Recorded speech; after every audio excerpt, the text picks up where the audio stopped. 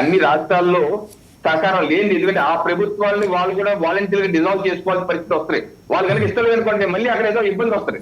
Right, అంటే you have raised valid point అండి. ఒకసారి శ్రీనివాస్ చౌదరి గారి దగ్గరికి వస్తాను, మళ్ళీ మీ దగ్గర. శ్రీనివాస్ చౌదరి గారు, ఒకవేళ ఇఫ్ ఎవ్రీథింగ్ గోస్ వెల్, అంటే బీజేపీ అనుకున్నట్టు కనుక పోతే 2027 చివరిలో పెట్టాలంటే మీరు ఇంత కష్టపడి జగన్మోహన్ రెడ్డి మీద వీరోచిత పోరాటం చేసి మరి 3 పార్టీలు కలిసి 164 మంది యోధులతో ఏర్పాటు చేసుకున్న ప్రభుత్వం మరి రేపొద్దున దీని నుంచి బయటకు వచ్చి మళ్ళీ మీరే ఒప్పుకున్నారు, మీ పెమ్మసాని చంద్రశేఖర్ గారు అసలు ఉన్నది బీజేపీ కన్నా ఎక్కువ మీదేసుకొని మాట్లాడేశారు ఆయన.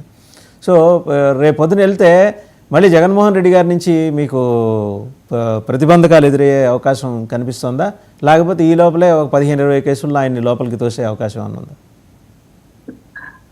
రాజదేవన్ గారు, మొదట మీకు 99 టీవీ ప్రేక్షకులకి, అనలిస్టు కృష్ణాంజలి గారికి, అలాగే వీర మహిళ జనసేన నేత సుజాత గారికి, బీజేపీ నేత కిరణ్ గారికి, వైఎస్ఆర్ నేత సుజాత గారికి నా నమస్కారాలు. దేశంలో జమిలీ ఎన్నికలు పైన నిన్న భారీగా చర్చలు జరిగాయి.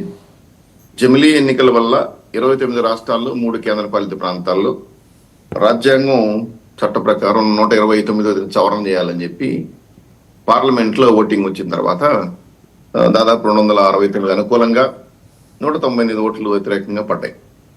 అయితే ఇక్కడ వివిధ పార్టీ నాయకులు, ఎంపీలు మాట్లాడినా, ప్రభుత్వం ఎన్డీఏ గవర్నమెంట్ ప్రభుత్వం మాట్లాడినా ఒకటే, దేశవ్యాప్తంగా ఎలక్షన్ ఏ రాష్ట్రంలో అయినా సరే ఎప్పుడు పడితే అప్పుడు ఎలక్షన్ చేయటం వల్ల, ఎలక్షన్ కోడ్ రావడం వల్ల 6 నెలలు 7 నెలలు అభివృద్ధి కార్యక్రమాలు కుంటుపడుతున్నాయి. అది పంచాయతీ కాడ నుంచి, జెడ్పీటీసీ కాడ నుంచి, ఎంపీటీసీ కాడ నుంచి, కౌన్సిలర్లు కానీ, కార్పొరేటర్లు కానీ, ఎంపీలు కానీ, ఎమ్మెల్యేలు కానీ, అనేక రకాల వర్గాల పరిధిలో ప్రజా ప్రతినిధి ఎన్నికల్లో ఎలక్షన్ కోడ్ అనేది చాలా అభ్యంతరకరంగా, ఇబ్బందికరంగా వివిధ రాష్ట్రాల్లో సమయానికి అనుగుణంగా లేకుండా వివిధ టైంలో పెట్టించడం వల్ల రాష్ట్రంలో కానీ కేంద్రంలో కానీ ఈ ఇబ్బంది కలుగుతా ఉంది. ఖర్చు రీత్యా భారీగా పెరుగుతా ఉంది. దీన్ని జమిలీ ఎలక్షన్ చేయాలని చెప్పి చాలా ఏళ్లుగా వివిధ నాయకులు, పార్టీలు కూడా గతంలో రామ్నాథ్ కోవింద్ ఉన్నప్పుడు దీని లీగల్ అంటే లా కమిషన్ పరిధిలో కూడా చర్చ జరిగింది. అందరూ చాలా మంది ఇది కరెక్టే, మంచిది చేస్తే అని చెప్పి స్వాగతిస్తున్నారు. మేము తెలుగుదేశం పార్టీ కూడా తను స్వాగతిస్తున్నాం. అయితే ఎన్డీఏ కూటమిలో ఎలక్షన్స్ మీరు అన్నట్టు భిన్న, జమిలీ వస్తుంది, జగన్ వస్తాడు, నేను అనలేదండి, వాళ్ళు చెప్పుకుంటున్నారు. నేను ఎందుకు అంటాను, వస్తే జగన్ వస్తాడని వాళ్ళు చెప్పుకుంటారు.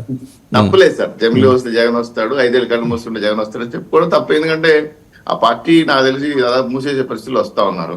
ఇంకా కాపాడుకోవాలి కదా వాళ్ళు. ఎవరినో ఏదో చెప్పి ఎలక్షన్ వస్తుంది, ఎవరు గెలుస్తున్నాం మనం చెప్పాలి కదా. నిన్న కూడా విశాఖ రెడ్డి గారు 27 ఎలక్షన్ వస్తా ఉంది, రెడీగా ఉండండి, తొడలు కొట్టండి, కాళ్ళలో మర్చండి, రండి మళ్ళా కళ్ళకెళ్ళి వీధుల్లోకి రండి, మళ్ళా సైతాన్ బ్యాచ్ సోషల్ మీడియాలోకి చెప్పి పిలుపునిస్తున్నారు. చాలా సంతోషం, ఎందుకంటే వాళ్ళ ఆవేశం వాళ్ళకు ఉంటుంది, అధికారం కోల్పోయారు కాబట్టి. మాకైతే అసలు దరిదాపుల్లో, ఆంధ్రప్రదేశ్ దరిదాపుల్లో కూడా వైఎస్ఆర్సీపీ పేడ కనబడట్లా. ఉన్న నాయకులు ఆడవాళ్ళు వెళ్ళిపోయారు, ఎంపీలు, ఎమ్మెల్యేలు, కార్యకర్తలు, కింది స్థాయి కార్యకర్తలు, జెండా మోసేవాళ్ళు. చౌదరి గారు, అంటే ఇది ఎలాగో సరే మీ స్టాండ్ క్లియర్ చేశారు లోక్సభ. నేను 2 విషయాలు అడగాలి ఇక్కడ. ఒంగోలులో బాలినేని శ్రీనివాసరెడ్డి గారిని తీసుకుంటే అక్కడ దామచర్ల జనార్దన్ గారికి ఆయనకి ఐ టు ఐ కాంటాక్ట్ లేదు. ఇప్పుడు నిన్న తాజాగా తీసుకున్నాను నేను, బడేటి చంటి గారు భగ్గుమంటున్నారు.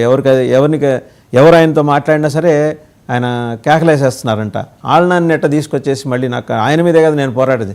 తెలుగుదేశం ఎందుకు ఉన్నట్టుండి ఇలాంటి వివాదాలని తనకు తాను ఆహ్వానించుకుంటుంది? ఇవాళ ఆళ్ళనాన్ని లేకపోతే ఏలూరులో మనుగడ లేదా టీడీపీకి? మీకు బ్రహ్మాండమైన క్యాడర్ ఉంది సార్. ఇక్కడ మాకు ఆంధ్ర రాష్ట్రంలో ఏకైక ఎన్డీఏ కూటమిగా ఏర్పడింది. నాకు దాదాపులో వేరే రాజకీయ పార్టీలు కనబడట్లా.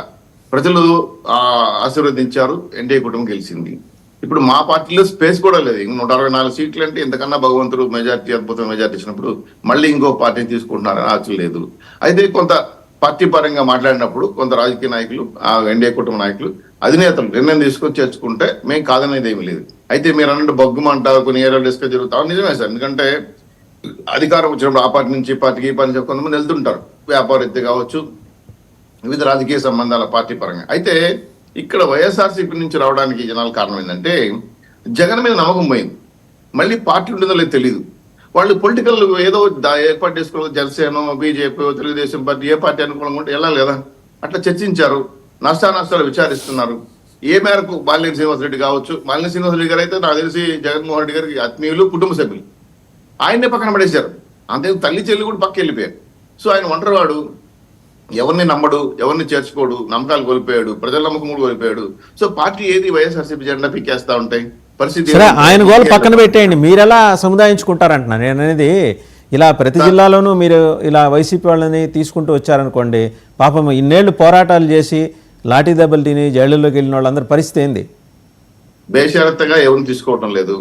వాళ్ళ ప్రకారం వాళ్ళ పార్టీలో రావచ్చు, చారొచ్చు. మేము పదవులు ఇవ్వటంలా, మంత్రి పదవులు ఇవ్వట్లా, ఉండి పనిచేసి ప్రజల మెప్పు పొందితే మళ్ళీ ఎలక్షన్ సీట్ ఇస్తారు. పల్లా శ్రీనివాస్ గారికి, మీ టీడీపీ రాష్ట్ర అధ్యక్షుడు పల్లా శ్రీనివాస్ గారికి మంత్రి పదవి ఇవ్వటం కోసం ఇంకొక మంత్రిని త్యాగం చేయమని అడగబోతున్నారంట కదా సార్? ఇవన్నీ మీరు అన్నట్టు స్పెక్యులేషన్స్ ఓలు ఉంటాయి. మీరు అన్నట్టు పల్లా శ్రీనివాస్ గారికి అలాగే నాగబాబు గారికి కూడా మినిస్ట్రీ ఇస్తున్నారు, అది చర్చ జరుగుతుంది, వాస్తవమే. కాకపోతే పలానా ఆయన తీసేస్తారు, పలానా పెట్టుకుంటా అనేది మొత్తం పార్టీ అధిష్టాన నిర్ణయం ప్రకారం. నాకు తెలిసి ఎవరి మీద అసంతృప్తులు లేవని నేను భావిస్తున్నాను. మామూలుగా అయితే మేము పార్టీ పరంగా జనసేన బీజేపీ నాయకులకు కొన్ని అకామిడేషన్ చేయడానికి వాళ్ళు కానీ మేము కానీ కొన్ని సీట్లు వదులుకున్నాం, కొన్ని చోట్ల ప్లేసెస్ కూడా మార్చుకున్నాం. కాబట్టి ఇది ఎన్డీఏ కుటుంబంలో అంతర్గత వ్యవహారం కాబట్టి సర్దుబాట్లు మాకు ఉంటాయి ఖచ్చితంగా. ఎందుకంటే పలానా ఆయన ప్రయారిటీ ఇవ్వాలంటే దాన్ని ఆ ప్రయారిటీ ఇస్తారు, లేదా ఇంకొక పదవి ఇస్తారు. కాబట్టి రాజ్యాంగ పరంగా, చట్టపరంగా, ప్రభుత్వ పరంగా ప్రజాప్రతినిధులుగా అండ్ హీ డిజర్వ్స్ ఆల్సో. బ్రహ్మాండమైన మెజారిటీ వచ్చింది ఆయనకి, పల్లా శ్రీనివాస్ గారికి, తెలిసిందే కదా. రాష్ట్రంలో అత్యధిక మెజారిటీ, మంచి వ్యక్తి, అత్యధిక మెజారిటీ రాష్ట్రంలో అదే మంచి వ్యక్తి, సౌమ్యుడు కూడా చాలా మంచి వ్యక్తి. కాబట్టి ఆయనకి స్పేస్ ఇవ్వాలనే ఆలోచనతో పార్టీ నిర్ణయం తీసుకున్నారని అనుకుంటున్నాను. మరి ఎంతవరకు రైట్, ఒకసారి వైసీపీ సుజాత గారి దగ్గరికి వెళ్దామండి. నాగబాబు గారు జనసేన పార్టీ కూడా డెవలప్ చేసుకోవాలి. కాబట్టి మీరు ఎన్డీఏ కుటుంబం టోటల్ గా ఒక 10 ఏళ్ళు అధికారం ఉండాలంటే ఇటువంటి కొత్త కొత్త నాయకులు ఇన్వాల్వ్ చేసుకోవాల్సిన అవసరం ఉంది. అధికారం కూడా ప్రక్షణ చేస్తాం. రైట్, ఒకసారి వైసీపీ మళ్ళీ వస్తానండి. వైసీపీ సుజాత గారి దగ్గరికి వెళ్దాం. ఏమండి, మీ వాళ్ళందరికీ రిలీఫ్లు దొరుకుతున్నాయి హైకోర్టులోను, సుప్రీంకోర్టులోను. నిన్న సజ్జల భార్గవరెడ్డి గారికి రిలీఫ్, నిన్నేమో అవినాష్ గారికి, దేవినేని అవినాష్ గారికి, అలాగే జోగి రమేష్ గారికి రిలీఫ్. ఈ మధ్యలోనే జోగి రమేష్ గారికి కాంట్రవర్సీ. అటు కడపలో చూస్తే మీ కార్పొరేటర్లందరూ టీడీపీలోకి జంపు. మొత్తానికి చూస్తే మీకు ఏంటంటే మన్ను మచాను